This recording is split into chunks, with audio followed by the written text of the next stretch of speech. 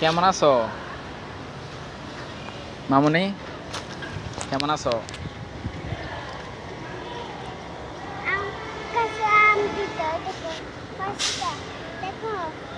দুইটা চারটা পাঁচটা। হ্যাঁ, আমাকে দাও না। তোমাকে দিব।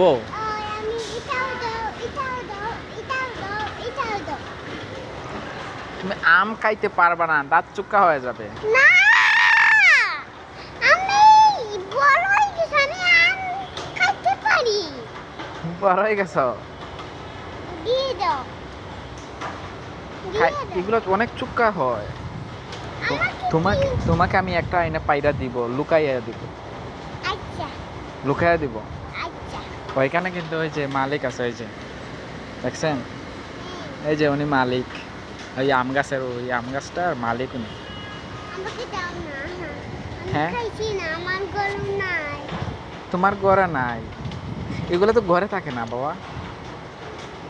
এগুলো গয়ে থাকে না।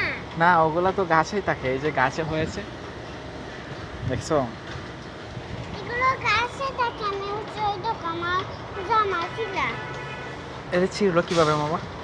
আমি চিনছি না, আমার মা অত বড় কাপড়টা ছিলে গেছে এখানে। ওইটা সেলাই ভালো না, তাই ছিঁড়ে গেছে। সেলাই আছে না, সেলাই করে যে মেশিন দিয়ে জামাটা তৈরি করেছে যে দর্জি, ওই আসলে ভালো করে কাজ করে নাই। ওটা কম দামি জামা নাকি? 200 টাকা হবে নাকি?